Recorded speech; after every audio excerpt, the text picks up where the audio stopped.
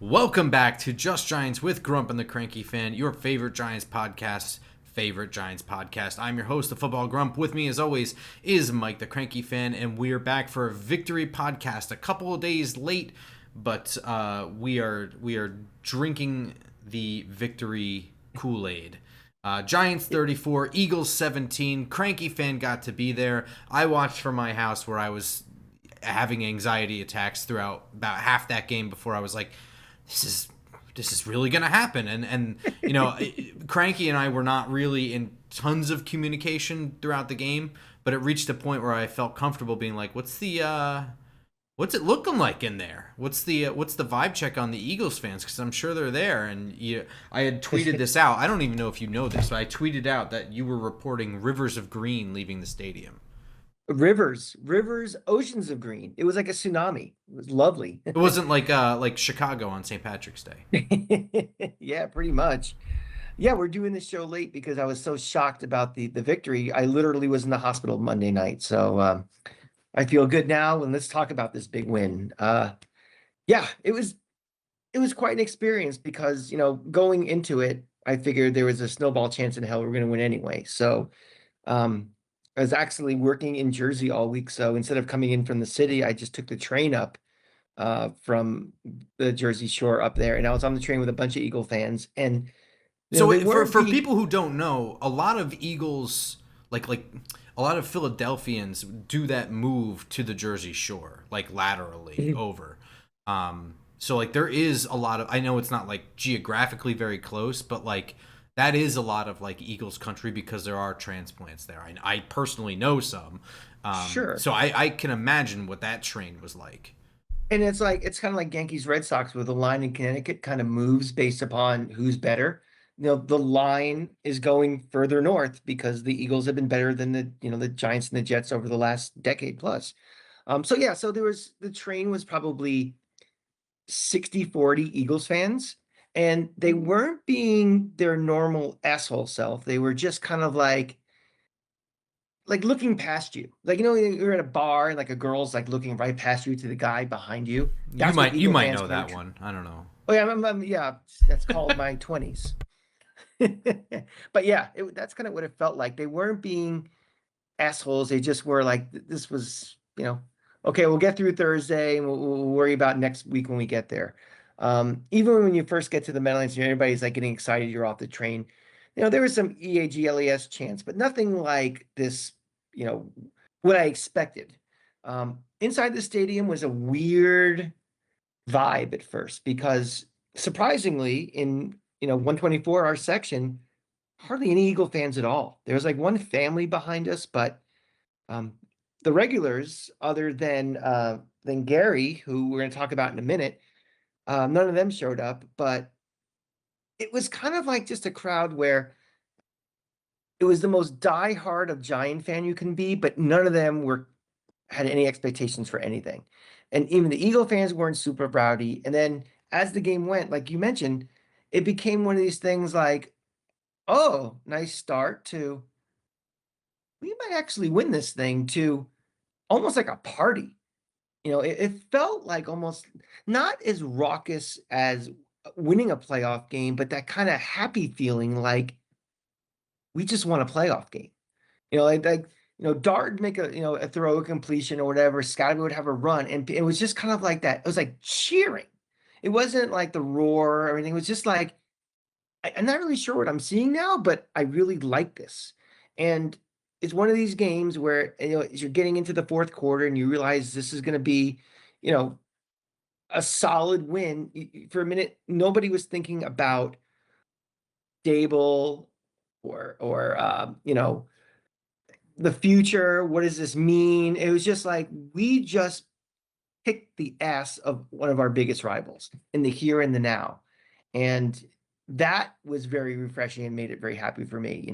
I wasn't even thinking about on the train going back, well, what are we going to talk about on the show? Or am I going to talk to you about or Bobby or anything? It was just like in the here and the now, this is why we watch sports, because we want to be happy and we want to root for something and have success. And that was kind of from everybody, which is kind of like this, we're all at Disney World for the first time, just happy to be here. And it's sad that that's the state of affairs with the Giants, but that's what it felt like Thursday night, and it felt nice. And then knowing that the whole weekend we can watch football, not worry about us. We've already taken care of our business, and it was just really good. So it really, and for me personally, 4 days earlier, Florida had kicked Texas's ass. So I was coming on in 4 days, two pretty big upsets at home of my two teams. So I was on cloud nine for, as much as I can possibly be at this point.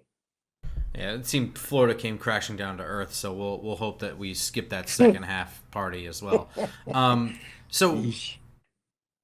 um, did you notice? I know, I guess not really our section, filled with too many Eagles fans, not too much raucous stuff, and like the EAGLES stuff. That's the most annoying thing, and it's partly because that's like a fragment of a song. But when you're Yeah. walking into the stadium, it's almost like it's the only part they know because it goes, and then instead of going to the next part, they just keep repeating it. And it's like, are you just spelling now? That's what we're doing. We're just chanting. We're just spelling. Okay. Florida State says the same damn thing with their fight song too. So I'm very familiar with the two teams I hate probably the most. But yeah, I mean, Well, the stadium where itself. I'm going with that is that it's one of those things that's like I really don't get too worked up about people around me. Like, you and I have our little banter, and I'll be like, this asshole, you know what I mean? Like, whatever. But I'm not going to do anything about it. Like, I don't care that much. I'm certainly not going to Right, ruin my life over it. But it happens right. all the time. It happens constantly, and we see it. So I guess my question is, did you see any fights or anything that was Well, approaching that?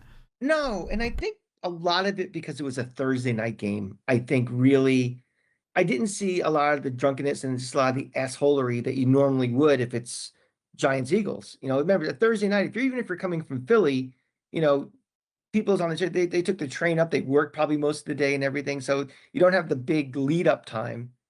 Thursday nights are always a wonky crowd at the Meadowlands. The most of the regulars don't go. They sell their tickets to others, and most of the people.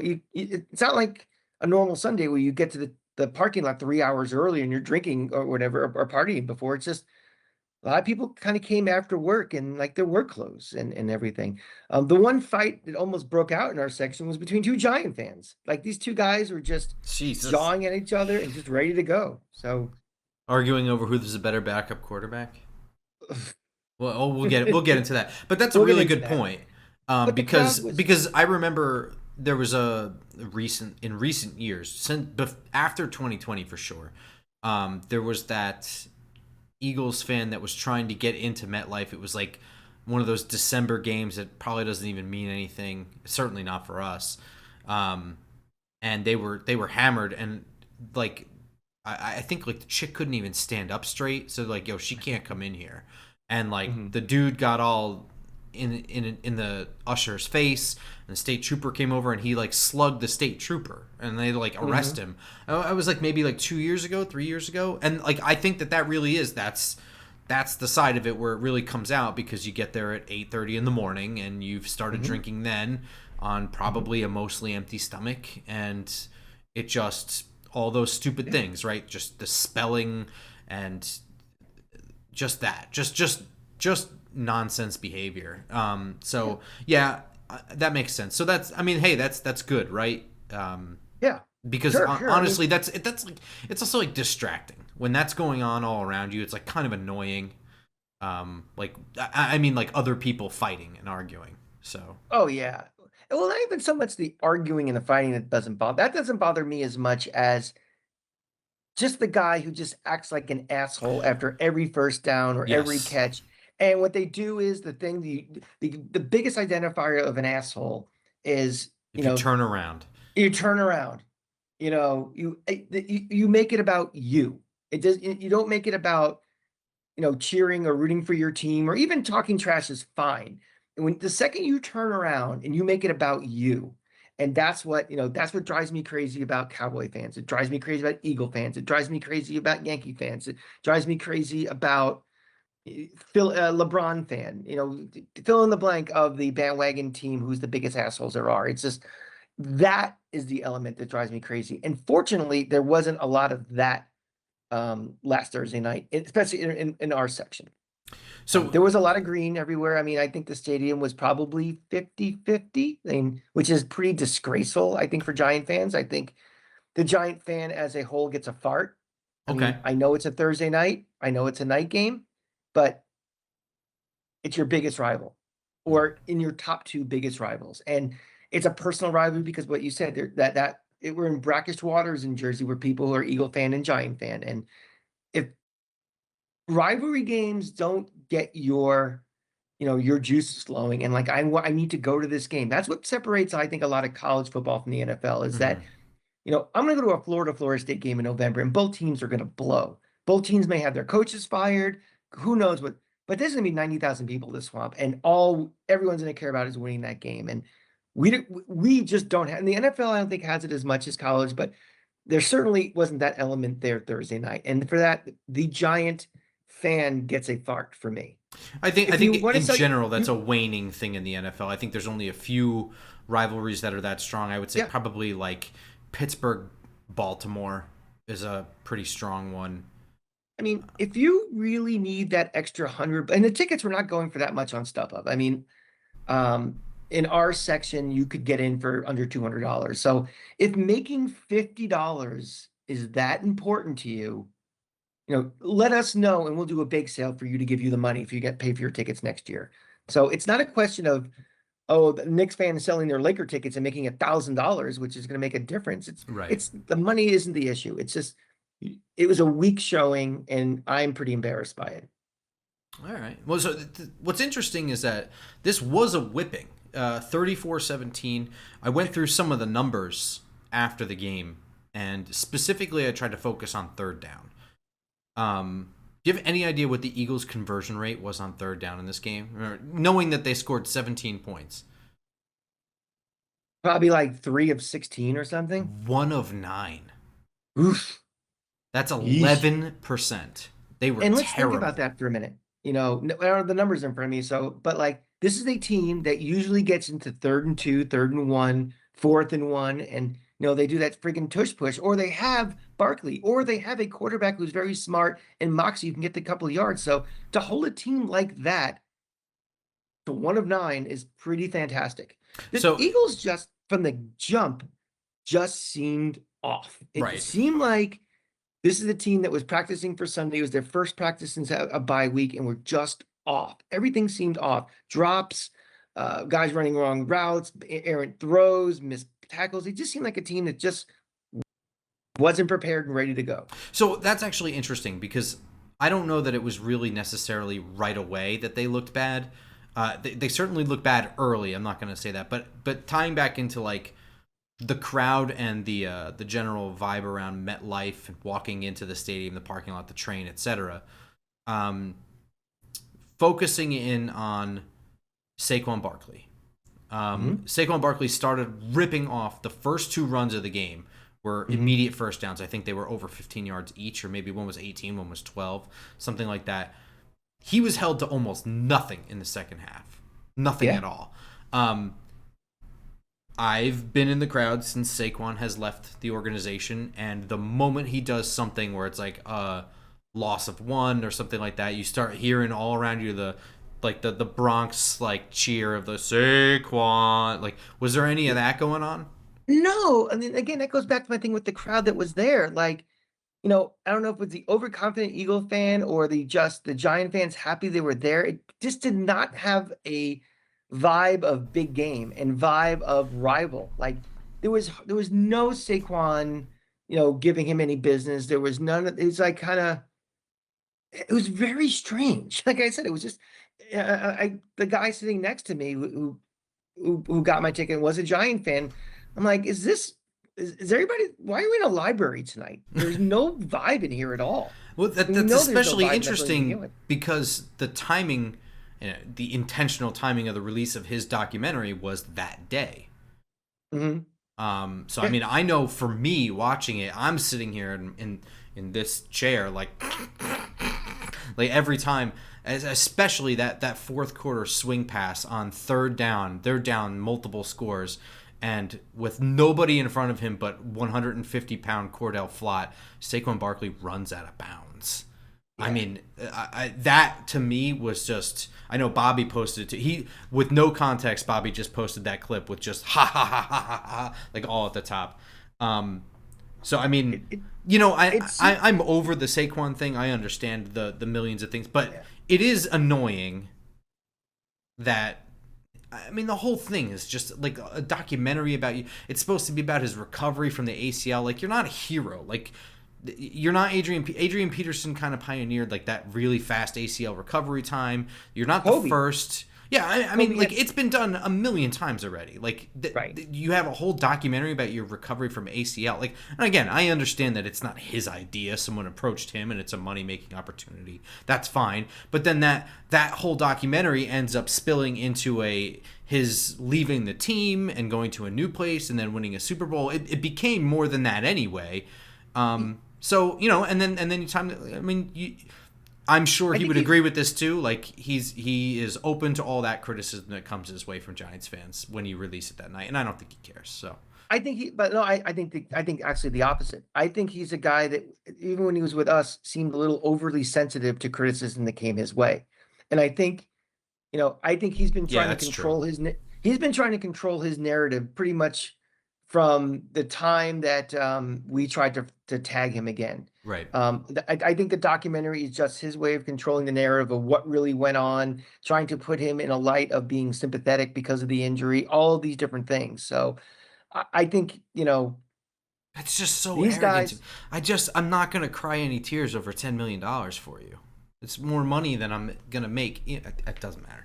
making $10 million and winning a Super Bowl and being, having your ass kissed by, the media and everything. Yeah, I mean, these guys think we care more about them than we actually do, and we care about these guys way more than we should.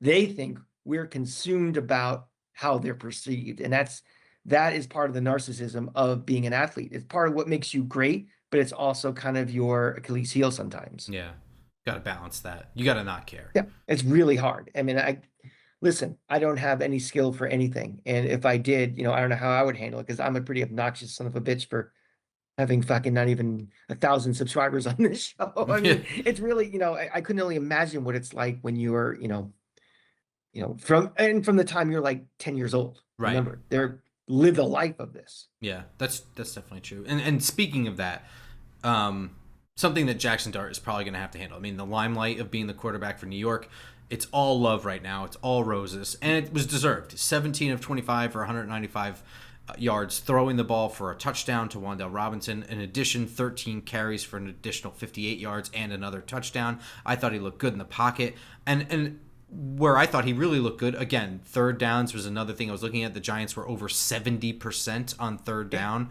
And he looked good distributing the ball. Wan'Dale Robinson got six catches on 7 targets.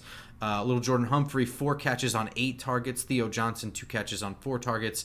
Jalen Hyatt, 3 catches on 5 targets, plus a DPI. And Cam Scatterbill got two catches on 2 targets. I mean, that's moving the ball around. So I mean, Jaxson Dart played a lights out game. The bigger thing in my take watching this game and being in the stands for the Charger game and everything is that right now he has a bit of an it.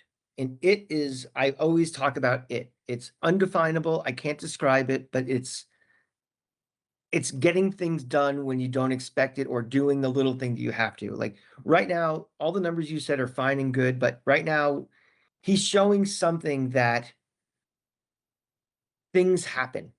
He improvises and finds a way to get the first down. He turns a potential sack into a touchdown run. He's making little things happen that seem to be on instinct.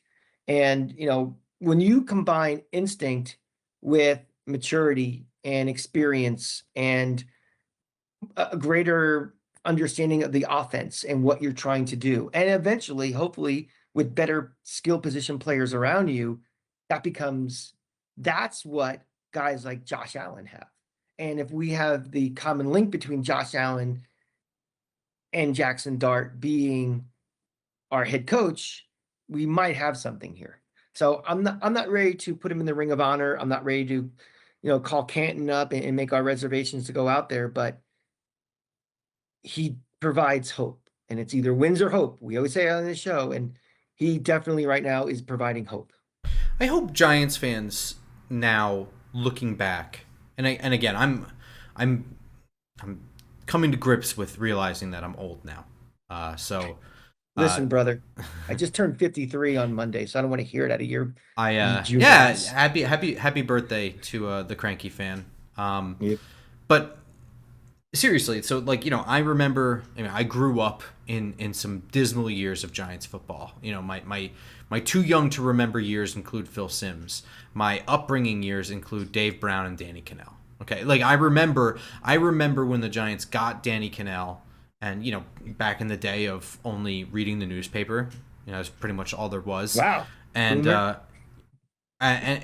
that's all the information you could really get, and also just the way TV blackouts worked, and what college football was available on TV. I didn't know that much about Danny Cannell, but of course puff pieces writing him up, making it sound like he's going to be great. I picked his number when I was playing Pee Wee football. Like I wanted him to be good because I knew Dave Brown was not good coached under Dan Reeves, and he wasn't good. He was very bad. And then you get to the Eli years, right? Where it's like now it's like the more formative years. It's 2004 for me was high school. So I remember life before Eli. I remember life with Eli getting better and like the doubts surrounding him. I remember the highs of Eli from 2007 to 2013. And then the slow drop off. You know what I mean? I was, Mhm. and we were in the crowds where everything that Eli did wrong, Giants fans were like, this guy with this again. Like, guys don't know how good we have it. Like, there are teams around that like they cycle through quarterbacks every 2 years. Like, that's the one thing we can hang our hat on. Like, we can win a game. If the game is on the line, we can win with this guy at quarterback. Sure. Every week. We don't have to worry about, and not for nothing, we never had to worry about him being injured, not available. Like, he was always around, a stalwart, Iron Man. Causing a controversy, anything. He was just a Never. rock. He just Yeah. was there. And I hope, and again, I'm sure there's a whole generation of Giants fans that only remember Eli's lowlights, the end of his career, into this mess that we've had for the last 10 years at this point.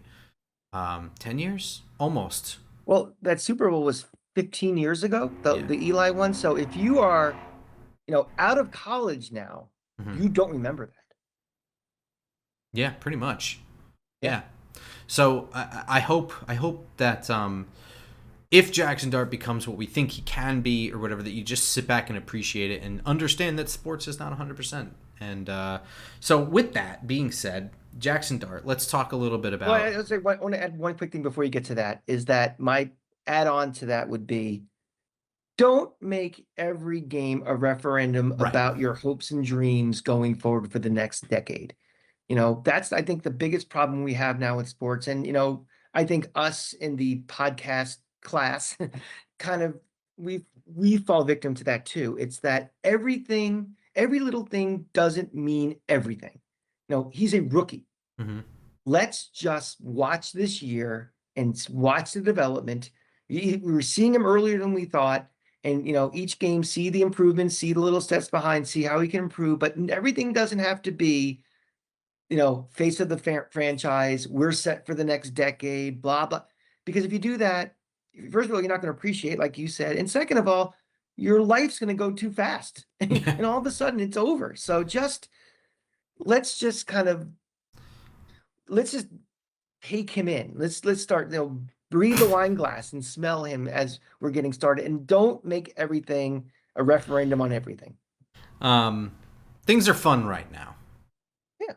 Have fun with it.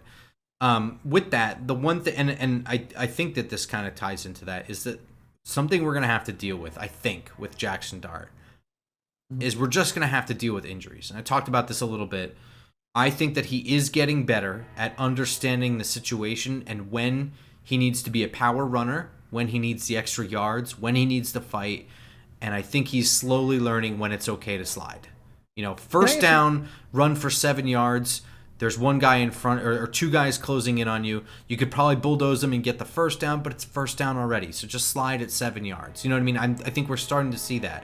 But going along the sideline, 3rd and 3, you can make it if you lunge. Go ahead and lunge. But with that comes injuries. And with that also is going to come, I think anyway, is an unfair amount of independent doctor targeting for concussion protocol. I think that's just something that, you know, I likened this on sorry, I don't know if you can hear a train. There's a train.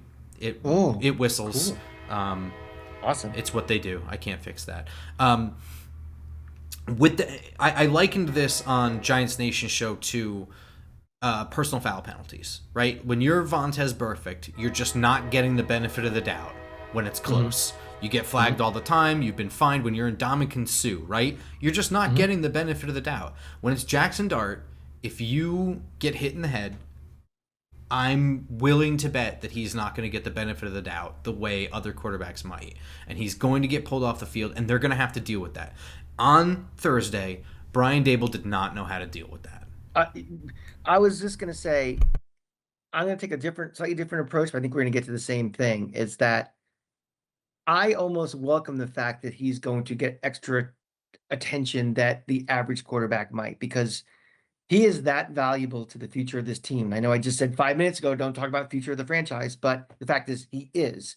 And I want to make sure that he's okay, and that a hit is just a hit, and hit's not a capital H hit. So if he has to go into the tent for a play or series that ensures he's okay and he can play the rest of this game and he doesn't impact him, I'm completely fine with that. What I can't handle and accept, and it's a recurring theme on this team, is that we are not prepared for plan Bs for anything. And this is another example that Daboll was so like, you know, the whole thing going into the tent is just like, I'm not prepared for what happens next. So I got to panic and make something happen to get back to plan A. And, you know, we're going to have a Daboll discussion again, but that's bigger problem for me than the fact that he may have to spend an extra time in the tent than maybe most quarterbacks will. Well, let's get into it now. So Brian Daboll entered the tent, which also, so the story is the Giants are going to face a punishment for this. They've interrupted the protocol, and you know, I get it, I understand. I'm not even mad about it. The punishment could be as severe as a loss of draft pick, according to Mike Florio. Per everybody else in the league, that seems very unlikely. That seems idiotic. And yeah, I agree. It seems more likely it's going to be a hefty fine, which it ain't my money, so I could absolutely care less. But some things to talk about. Number one, he didn't really enter the tent. You know what I mean? He opened the thing and yelled in there and asked some questions. We don't really know what was said, whatever. But like the idea that he entered the tent is, you know, if I'm if I'm entering a woman, that doesn't count. I'll say it like that. But yeah, I mean, like he peeked in there. We'll say it like that. He peeked in there. There were some words they're investigating. They're going to talk to everyone that was involved to you know, ascertain exactly what happened, and I assume how much influence he had on, or how much influence he was trying to use to hurry up the process or in any way change the process or whatever. And I get all that. I understand. That can't happen. You know what I mean? I get his frustration. I understand his frustration, but that doesn't matter. Just because I understand it doesn't make it right. What I saw, you know, I didn't see him go do the whole thing by the tent. I saw Scadaboo go into the tent. Scadaboo actually did enter the tent. And I thought for a second, I'm like, when did he get hurt? Why is he going in there? And then he popped out, you know, shortly after and jogged out. I'm like, so even though, you know, whatever happened with Daboll, we can't have just random players going there. I know they're concerned about your teammate and stuff, but that tent is supposed to be, you know, there's a protocol, there's something, independent doctors, all this and that. We can't have people just roaming in and out just to, you know, we need boundaries. We need some discipline on this team. I don't want to derail this conversation too much. Go ahead. But how exactly is a doctor independent? I know he's independent from the team, right? He's independent from both teams, but he's not independent from the NFL, right? Like somebody's paying him to be there and be doctor, right? So how are you like? My question is, Not forget this particular scenario, just in general, the entire concept, the protocol, right? Mhm. If the NFL wants less concussed players, for instance, if we let's assume that that's correct. The NFL doesn't want bad statistics that players are concussed. They want to be shown as the good guy that cares about player safety. Could they not grease the wheels on these quote unquote independent doctors? You know what I mean? Like, they're not truly independent, right? Well, I mean, you could say the same thing about officials and referees. I mean, Sure, yeah, you but know, people do. they're also employed not by the teams, but by the league. You know, they can influence the outcomes of things or how the perception is if we're going to be tighter on pass interference or we're gonna lay back on pass interference, holding, but whatever. So it's kind of the same thing to me. Independence is as long as you're not affecting the outcome in one way or other towards a particular team thing. That to me is independent enough. Okay. Um. So this is just like another bean in the pile of Brian Dable, like, good coach, not so sure. And part of that is that they won this game, right? Like, if you and Bobby made this point, is a fucking excellent point. If they lost this game, this is a huge story in Giants world. Right now, it's like a decent sized story in NFL world. It's not really a huge story in Giants world. But if they lost and, like, this was still looming too, like that he entered the tent, they might lose a draft pick, it's going to be a fine, whatever. Like, Can can conspiracy Mike jump in here? Conspiracy Crank? absolutely. If they lose this game, I think they use that as a springboard to fire him and Right. do it without cause. Like you broke protocols, you know put this team in jeopardy. You know they would use that as a strong case to get rid of him. I agree. I think that that's certainly possible. And especially, I mean, you're making a good point regardless, just black and white if they had lost this game. But especially at that point where it's like they were winning and then everything tumbles apart after that. In order to lose from that point on, everything would have had to have fallen apart, which means that argument doesn't stay in isolation. You know what I mean? It's like this Right. team is clearly not well coached, yeah, so. Yeah, I still think that him and Joe Shane are relatively safe based on last year and the decision to keep them and bring in Dart and see what happens with it. So I think there's more of a cushion than fans probably want to believe or want to admit. I agree. But I think if you lose a game like that, remember this was not a completely healthy Eagle team. An Eagle team that had been struggling coming in, all Thursday night game at home, spotlight and all that. And if you lay a turd of a game or you blow a lead in it and you do something like that not only embarrasses the team on a national spotlight but also potentially puts them at risk of losing draft picks and everything, that could have escalated into this is the final straw, here's an opportunity just to you can't have this guy anymore. So I'm glad it didn't come to that, but I certainly think I could see that snowball kind of happening and rolling down the hill, Especially when we can now say it's not too early, right? Titans fired their head coach. yeah. That's a pretty amazing stat. That was the last 4 number 1 draft picks. Their coach got fired the next year. They're in a bad way. They're certainly They're a mess. in a cycle. Feeding into part of that tent fiasco is Russell Wilson and Jameis Winston, right? So Yeah. I guess the way this works is when Jameis Winston is declared as an inactive player, but the emergency QB, I don't think he's able to be playing unless both quarterbacks are out. So I don't think you can just choose to.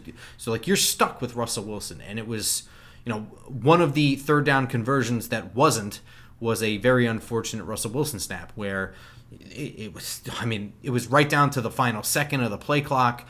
He's screaming at Jalen Hyatt to get to the other side of the formation. He drops back to pass, and I don't know if it was tipped or not, but like he pretty much dirted one, and Jalen Hyatt wasn't even looking. So I mean, like. Mm-hmm. And again, like, we can talk about Jalen Hyatt and his status with the team all we want, but nevertheless, as a quarterback, you're supposed to be the guy. And of all people, a veteran quarterback like Russell Wilson, we were kind of sold that he's the commander. Like, maybe his abilities are waning and he's never been good at this, but he's good at that. And we assumed that at very least he has command of the line of scrimmage, and it didn't even look like he was that.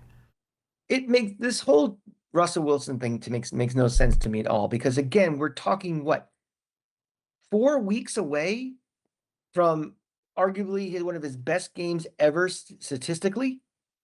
And how did all of a sudden, I don't care who the defense was, he played fantastic in that game. How to all of a sudden now he's at the point where if he has to come in an emergency situation, it's a disaster. And it's like he gets booed off the field and everything. And I get it. I know this fan base is foaming at the mouth. They want to see Jaxson Dart. They got a taste of Jaxson Dart. And, they're getting stiffies, everything he does. And they get disappointed when he can't play that one thing. But he's unplayable right now.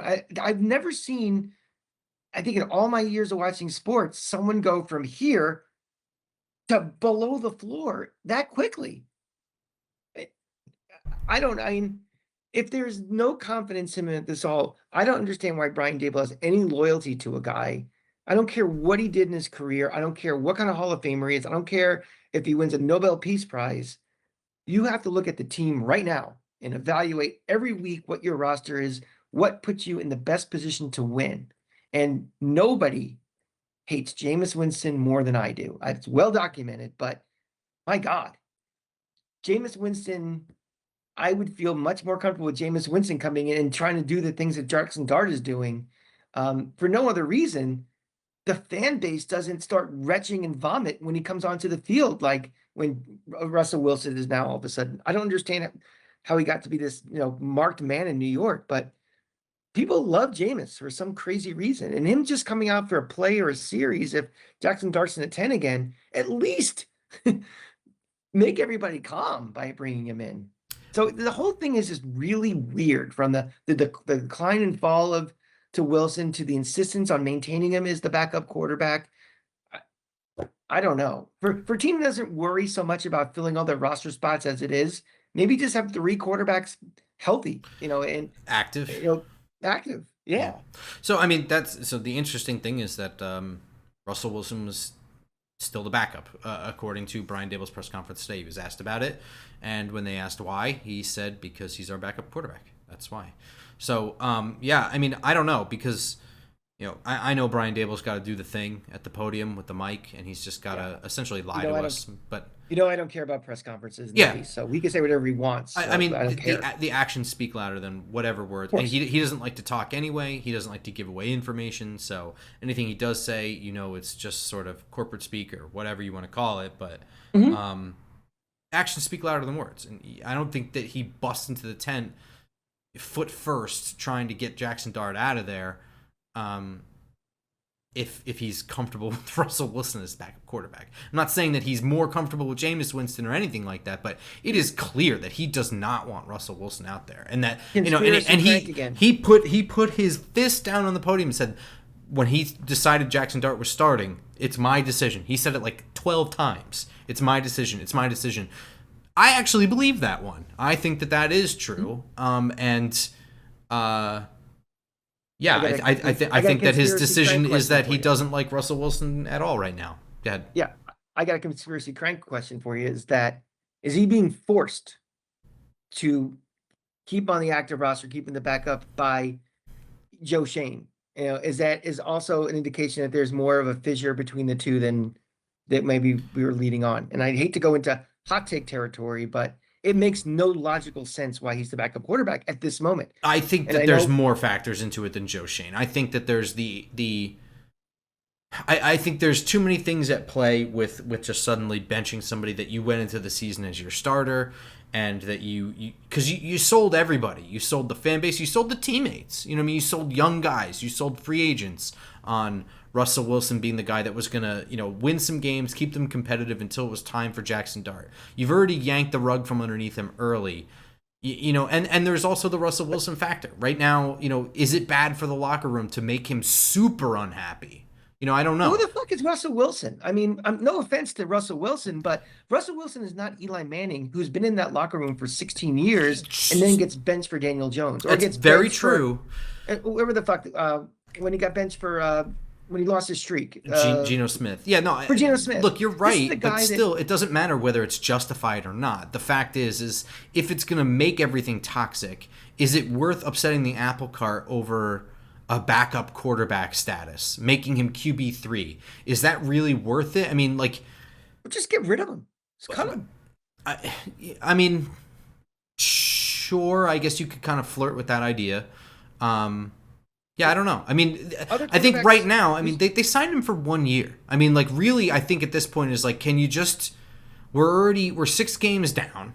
You know what I mean? We've got what 11 left. That's it. We're 11 games away from. Can you stomach Russell Wilson as quarterback 2 for 11 weeks? Is it possible there's a trade candidate? I don't think so.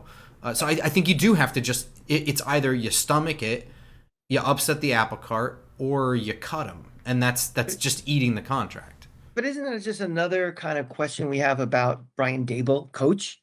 I Mm, mean, you're supposed to make the decision what's in the best interest of the team. You know, never mind the best interest of the best position to win, but the best position of the team. If there's locker room issues with a guy who's there, for someone who hasn't even been there for even a full season, you just cut the cancer out and the problem goes away. How much money would it cost them to get rid of him right now? I mean, you just eat the whole contract. All right, you eat the whole contract. You have a capable backup, which you brought in specifically to be a backup for this year and next year, Agreed. and away we go.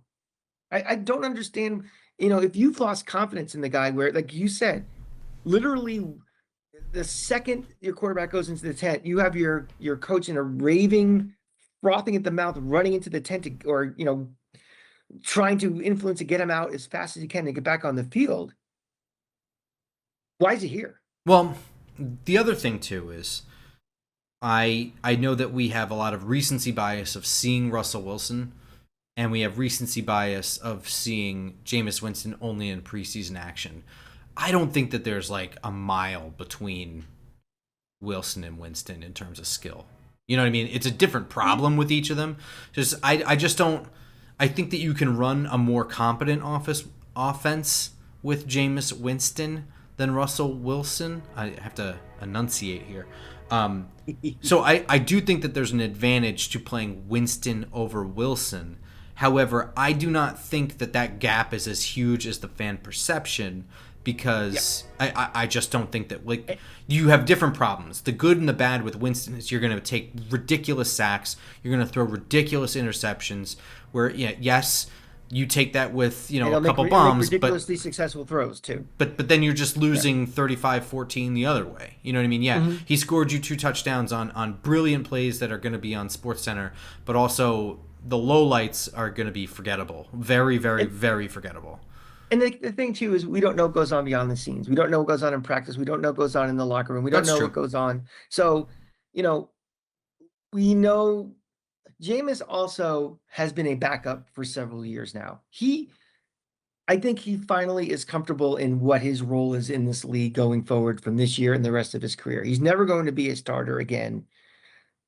Russell Wilson has been an MVP. He's been a Super Bowl winner. He's been a starter basically his entire career. And even last year he came off the bench and he played the rest of the year. In his mind, he's still a starter.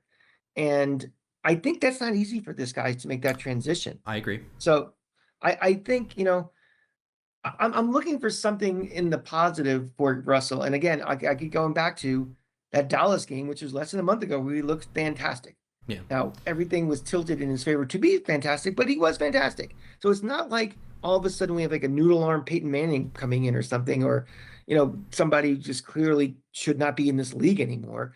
But it seems like this was my fear of bringing in Russell Wilson, was there'd be some sort of drama. And here we are. I mean, I don't really think that we're at a drama level.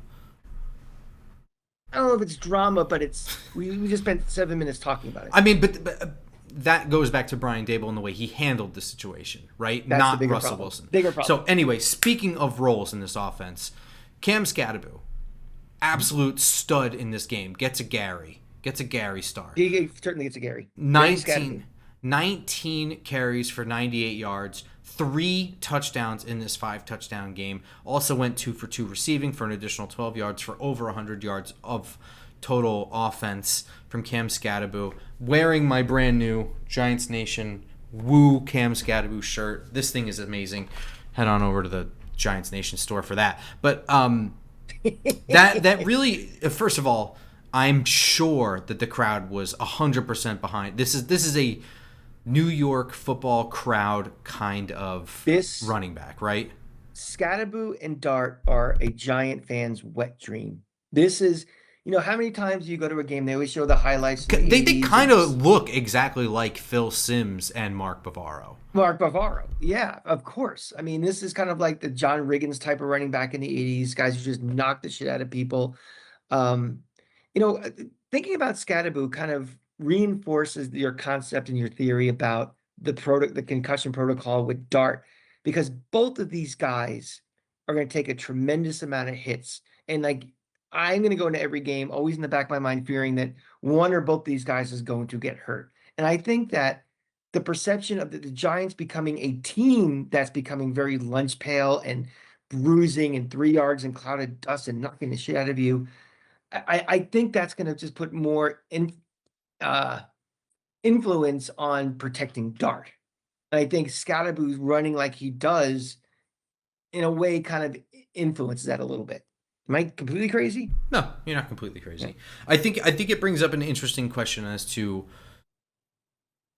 as Tyrone Tracy comes back from this injury, and he was active for this game, he did have some carries, but as he's actually more acclimated back, because shoulder injury as a running back is a big deal. It's sure.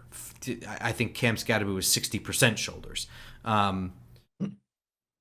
What the role is going to be, and in my opinion, Cam Scadaboo is the 2 in the 1-2 punch. I think that my personal philosophy is you get a defense tired.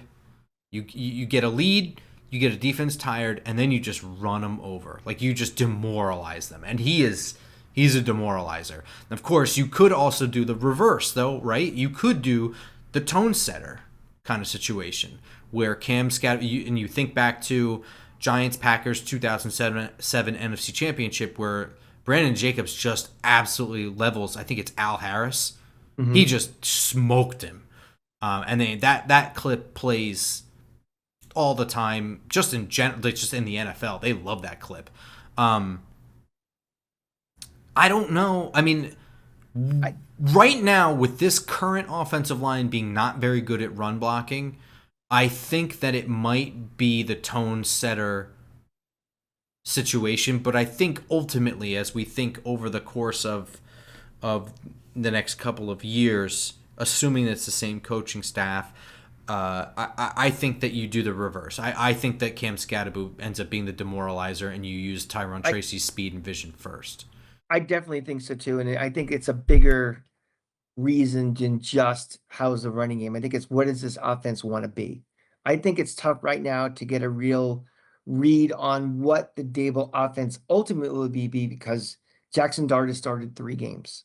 An offensive line that's meh, basically has no receivers, right? So I think they're just trying to, and I think we did a great job of this on Thursday night, was to try to shorten the game. It's run heavy, fast run, start, and then shorten the game. And then, pound, try to, 7-8 minute drives if you can, 12-13 plays. And I think that is more suited to what Scadaboo does best. But I don't know if that's wants to be the hallmark of what this offense wants to be. And I think with Jaxson Dart, we're not seeing it completely yet, because he's still kind of acclimating himself to playing. I think this is what it might want to be, more of an offense that wants to attack and not play for first downs early and time possession early, but wants to score early and score quickly. And that's not what Cam Scadaboo is in your offense. That doesn't mean he sits on the bench and you're trying to do this, but he's not the featured guy like he is right now. He's that fantastic supplement.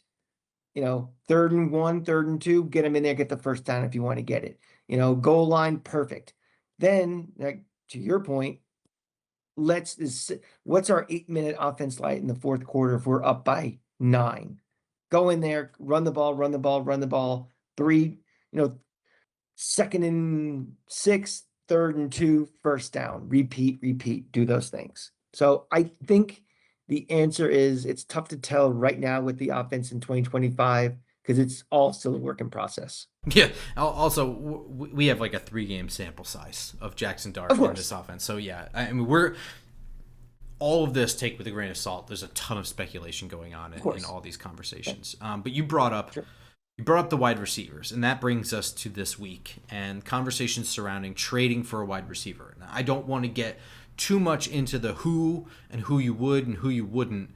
But I just want to talk about two different situations because there's a collective of players, and I'll name the players, right? Like the ones that are being most closely linked are Jacoby Myers, Jalen Waddle, Calvin Ridley, Chris Olave, Rashid Shaheed, and Brandon Cooks. And that's due to an amalgamation of different reports from different reporters with different angles, right? Some of them are talking about which players are available. Others are talking about which ones are connected. Other ones are just probably wildly speculating. Others probably know. Other people probably know something, right? And can only say so much. There is two different camps of wide receiver in here. Well, I guess there's three. There is the 1-year rental, right? And those are guys that you'd be trading for on an expiring contract. But then that gets broken into two. There's the established ones that are like your Brandon Cooks. And then there's the young player who is up for a huge contract. Where it's like, where Brandon Cooks, like, I don't know what he's going to fetch on the open market, but it's not going to be the same thing as Chris Olave. Right. Then there's the other kind of receiver, and that's the Jalen Waddles that are already on a long contract with a large sum of money tied to it. I don't want to talk about specific players and their injury histories and, fits for offenses. I just want to know your gut feeling overall on trading for a wide receiver this year and which one of those three categories you're okay with, which one you're shooting for, which one you're absolutely against, and you don't have to pick one for each. You could be absolutely against all three. I don't care. So, I mean, I'm just curious on where you land with that because it is an odd situation, right? So, just one more thing to throw in there. This is probably going to involve trading draft picks, probably, right? And the Giants have a first, a second, no third, a fourth, a fifth, 3 6. Okay? So they don't have the third round draft pick, which I think a lot of people are associating with the value for some of these guys. So I think this is a conversation. It's actually a bigger conversation than just wide receiver. Unlike fans who are like, we're not going to the playoffs this year. There's no chance. This team stinks. Teams think of it differently. Until they're out of it, they think they're in it. And if you look at the NFC East after 6 games, Giants are only 2 games behind the Eagles and already, as of this moment, have the tiebreaker with the Eagles. The entire division lost last week except for the Giants. They might think, which I can't believe we're even having this conversation, they think they may have a shot at making the playoffs. Or maybe they may have pipe dreams of even winning this division because nobody has looked like a dominant team in this division. Philly looks like shit the last couple of weeks. Washington's up and down. Dallas can't stop anybody. So if that's the case, if they still think there's a chance, we'll do the Jim Carrey Dumb and Dumber, they may try to be a little more aggressive in getting a help me now guy than a supplemental piece just to have receivers and bodies. So my gut feeling is I think they're going to be a little more aggressive than we probably think, and maybe at the cost of a draft pick or something. Because if they can get a guy that it's not just a rental, and I don't think they're going to go for a rental in any circumstance, even if they think they're making it or not. I think they're going to try. If they try to get a guy who's going to be, here for this year and next year or something, I don't think they're going to mind giving up a draft pick for it. I mean, we're looking at a wide receiver room, even when healthy, is okay. I mean, there's a significant number one. There's a nice piece in Wendell Robinson. Darius Slayton's there. Then the drop off. So they need bodies anyway. How much they want to invest in it is how much they think they have a shot. And I have a feeling that they think they might have more of a chance than they thought they did. I don't know if that's fool's gold by their part or that's just the way they think, but I don't think they're ready to throw the towel yet. If we would have lost to Philly, I think there'd have been no chance we would have invested anything in the future for it. But now that slightest little opening is there. So yeah, I agree with all of that. It's a lot to take in, and I don't think that they're gonna go for somebody that they don't view in the long term, right? I don't think they're gonna give up draft. So like, in the general idea of trading for somebody, for one, I do think that they're going to try and shop their own things. I think that Deonte Banks is something that could be traded. I know Giants fans probably think that he's absolute garbage and no team's going to want him, but this is a young player that was a first round pick, and I absolutely believe that other teams out there were like, he's high on our draft board. Maybe that was the wrong situation. He went through 2 different coordinators. He looked better under Wink Martindale. I bet you we could, and for something, Sure. Maybe not a wide receiver. Maybe this is a 3-way trade. You trade Deonte Banks for a 3rd round draft pick, and then you use that 3rd round draft pick and trade that for a wide receiver with a different team. I don't know. Evan Neal, another one, probably a lot less value, but I would still say there are offensive line hungry teams that probably, maybe there's a team out there that can see him as a guard. I don't know. Russell Wilson, I seriously doubt it. At this point, if Cincinnati just traded for Joe Flacco, then I don't think at this point that Russell Wilson has any value. I think they're telling you what the league thinks of Russell Wilson right now. Then it's also possible that Jameis could be a potential. I mean, I think it's a long shot, but Jalen Hyatt too. Mm-hmm. Yeah. Hey, those 3 catches, all of a sudden, he's fucking property, man. Yeah, those 3 catches, and he drew a DPI that put them on the 1 yard line. You know what I mean? So it's like, how much is that worth to a team as a 3rd or 4th wide receiver? Somebody that can go in there and get a couple catches, can draw defensive pass interference, and set your better players up for a score? I don't know what that's worth. And because every one of those guys you just mentioned, too, sound like possible candidates of new environment might change things for him. Well, like also, it's just like there are the coaches out there like Mike McDaniel, Andy Reid, who are like, like Andy Reid taking Michael Vick. And just, I remember the press conference where they asked, what are you going to do with Michael Vick? He's like, sure, we can think of something for him. Because they already had a quarterback. Mm-hmm. And in his first year, maybe first 2 years, he was like a situational quarterback with them. And he just went in there and was just an athlete. And he was able to do something with that. You pair that, like Jalen Hyatt, not the same mold. You know what I mean? Like certainly not who Michael Vick was at whatever. You get my point, though. Sure. Who's coming in? Who's coming in and they're not relying on him to be the guy? Just come in and be a piece. Yeah. Can I find a use for this guy?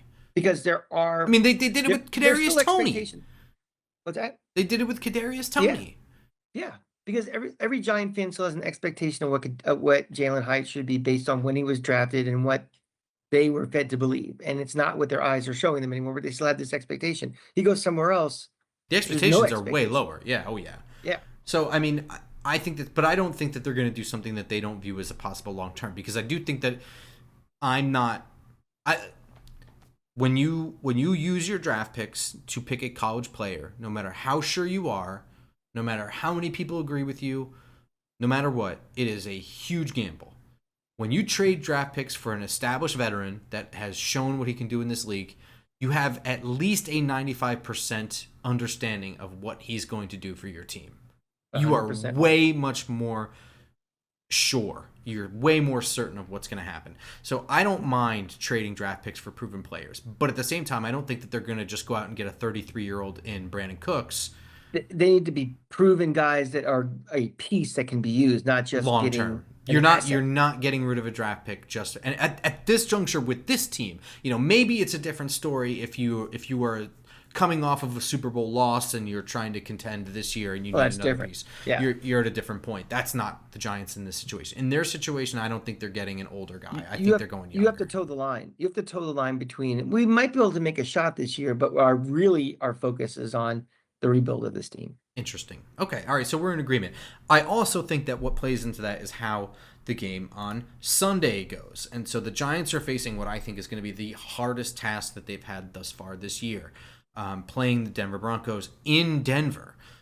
This is the first team where I can truly say there's not really a weak link on the offensive line, maybe the center, but at this point our defensive tackle group is so bad, it really doesn't matter.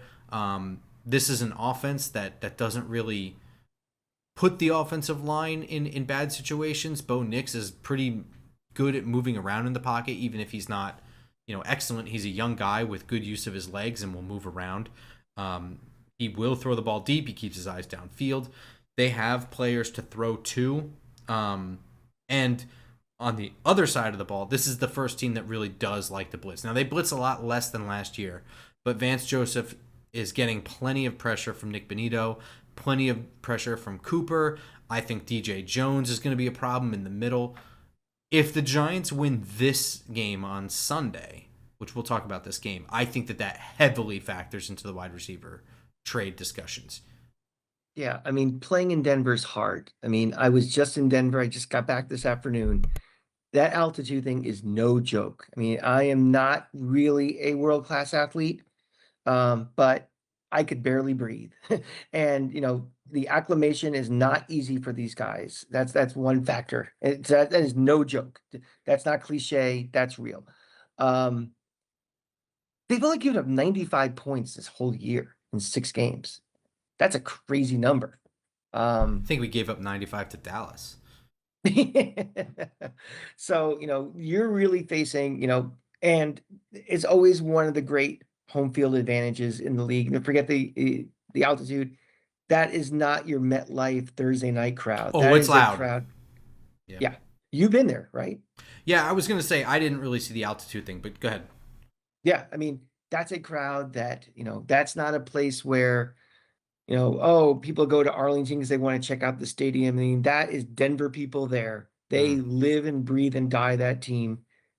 Rocky Mountain Thunder, the sound they make when that stadium. This is going to be nothing like Jaxson Dart has seen, in the NFL. I know he's been in very hostile crowds in the SEC, but that's not the same as what this is going to be.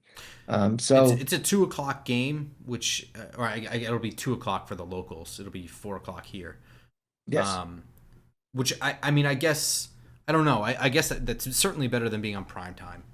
But yeah, I don't.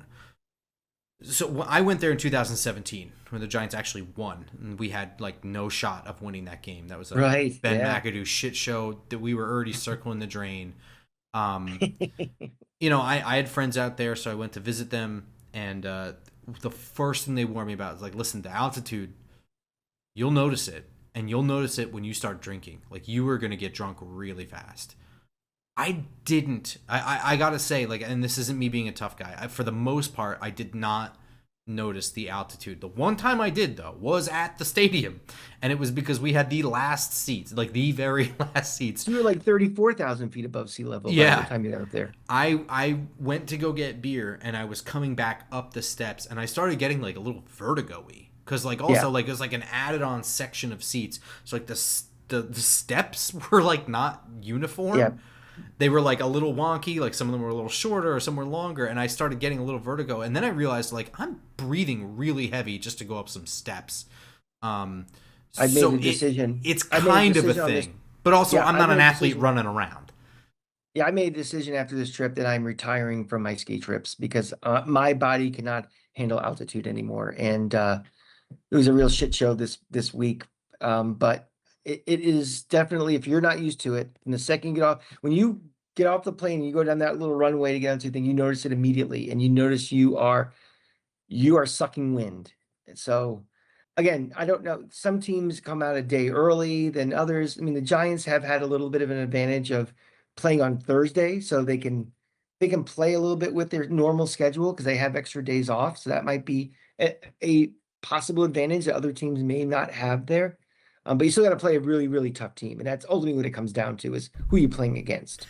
What is your gut feeling on this upcoming game here? So you have some guys getting a little bit healthier with Tyrone Tracy, coming back from that shoulder. I expect he'll have a little bit more of a role, possibly. They didn't really add any receiving threat. Darius Slayton, you're hoping is gonna play. I mean, I pull up the injury report. I don't know if he's on it, but I'm really worried about the pass rush in general. And blitz rate or no blitz rate, I think that they're good, and our offensive line is okay. I had this, I believe, as a loss in Penn back in the pens and pencils days. This is a really, really good defense in a hostile environment. The game that Jaxson Dart had against New Orleans was the game I thought would happen against the Broncos. I thought that's, a very, very tough spot for a rookie quarterback who's still, trying to figure out how to play in the NFL and playing against a really good defense, against a, tough place to play and all that. And I think you're going to see rookie Jaxson Dart.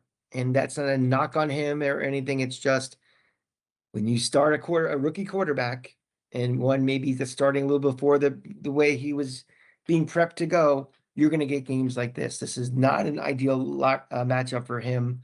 I think there's a little hopium that this fan base has based on the Philly win. And then also, like, my thing about we're only 2 games out of first, and you start touching yourself a little, and you remember that a week before we were saying this might be the worst team in the league. So I think this is going to be a game, either it's going to be low scoring and we hang around, or we're behind early and it gets ugly quickly. And we're not going to win. And I'm not going to decide which of the two it's going to be, but I think this is definitely a loss. This has traditionally been a not a pro touching yourself podcast. We are anti-touching ourselves, yeah. At least while the camera's on. We've been a down to earth podcast. Darius Slayton did not practice again. I don't know what his status is going to be for the game itself, but that doesn't bode well given the extra rests, And we are recording this on Wednesday evening, by the way, just for a timestamp. So when we're saying this, we're getting late. Tomorrow's Thursday. Yeah. I don't, and for what it's worth, John Michael Schmitz is still in the concussion protocol. He sustained that injury. He essentially got punched in the face during the game. Like, Rogue, I don't know if you saw it, because you certainly wouldn't have seen it at the game. But just kind of like a rogue forearm, just perfectly placed right through the face mask, just drilled him right in the nose. Not intentional, just, bodies flying. That's really what it was. Yeah. He's still in the protocol. Tomorrow's going to be a big day for him. Whatever you think of John Michael Schmitz, not having your starting offensive lineman in any position is not a good spot. No. So we'll have to see on that. I'm worried, but I think the one thing working in the Giants' favor is going to be that it factor with Jaxson Dart, right? And it's going to be his ability to move around in the pocket, keep his eyes downfield, get defenders coming into him and throwing off to his left or his right to Wan'Dale Robinson or Theo Johnson or something like that. There were still some plays to be had in the Eagles game that didn't happen, that were not Jaxson Dart. There was I believe a pair of Theo Johnson drops that would have been good. I mean, there was also the DPI on Jalen Hyatt. That was a touchdown throw. That was an excellent throw that he could have caught. Sure. So, and there's another play, and Bobby did a good job of breaking it down in his film breakdown, was on the Jaxson Dart run for a touchdown. He was expecting, and Theo Johnson should have broken the other way. He should have ran a corner, ran a post instead. So you can see Jaxson Dart's looking that way, and as soon as he breaks the wrong way, he's just got to pull it and run. Now, it worked out in his favor. He put Zach Buns in a bind and ran right around him. But normally an all-pro linebacker is going to take out your rookie quarterback most times. I'm gonna make a little bold prediction. If we're gonna win this game, Dart has to have less than 25 attempts. I think this has to be a game where we run the ball, we control time of possession. We are in a lot of third and shorts. We get those first downs. We keep the clock moving. We make this game as fast as we can. The longer our defense is on the field, that's where the altitude and everything, and they'll get worn down and everything. So I think we're gonna feature a lot of Scatterboo and Tracy playing too, and also some Dart runs as well. But I think the key is just the only way we're gonna win a game like this is grind it out. And I think if we see all of a sudden Dart is 24 of 33, I think it's a very, very difficult chance we're gonna win this game. I think he has to play a game managing type of game, and that's okay. This is a tough opponent, tough environment, all that stuff. You do what you got to do to win. And I think the game plan for this is to shorten the game and try to grind it out. That doesn't mean we will, but that's our game plan. I think we need to do. Yeah, I'm going to agree. I also do think that, like, as much as you're saying shorten the game, don't keep the defense on the field. The defense has to play well when they are on the field. Like, Oh, of course. but I mean, like, if they're going to win, they're going to have to do something. There's going to need to Yeah. be another turnover or something. They're going to have to find ways to get around this incredibly balanced offensive line and put pressure in Bo Nix's face. Because Bo Nix, I don't love Bo Nix. You know what I mean? I'm just going to say it. Like, is he eventually going to be the quarterback that's in the top 15 in the league or whatever? Maybe he is already.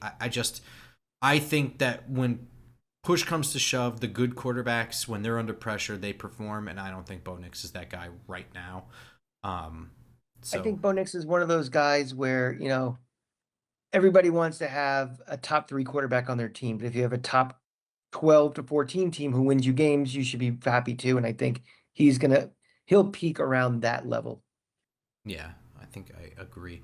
Any closing thoughts? No, it was nice having a week plus of, you know, basking in a victory. I know we got some tough ones coming up between the Broncos and the Eagles, but it was nice to have that little kind of mini bye with not playing last weekend. Um, I think this team is kind of on schedule for this year. I mean, I wasn't sure I had us even with 2 wins at this point, so I'm glad for that. One thing I do want to say is we alluded to it before. We are now renaming Stars and Farts to Gary's and Farts. We give a Gary to Gary for showing up. Section 124. You are a hero to many. Showing This up is on the a start. Thursday night game, yeah. A Thursday night game. This is the start of greatness. The next stop is the Ring of Honor. Your seat number retired. Canton. Um, You get a being Gary on the Hollywood Walk of Fame, You get a except it'll Gary be in the like Hollywood Walk of Fame. it's a New York The City white smoke, sidewalk and it's just graffiti. the white smoke at the Vatican for you being poped. There's a lot of things a I lot of good dubbed things thee in your poked. future. Pope Gary the First. Yeah. So congratulations, Gary. Good job. Congrats, Gary. All right, we will see you all next time on iTunes, SoundCloud, Spotify, and of course YouTube next week on our normal Tuesday morning. Until then, go Go Giants. Giant.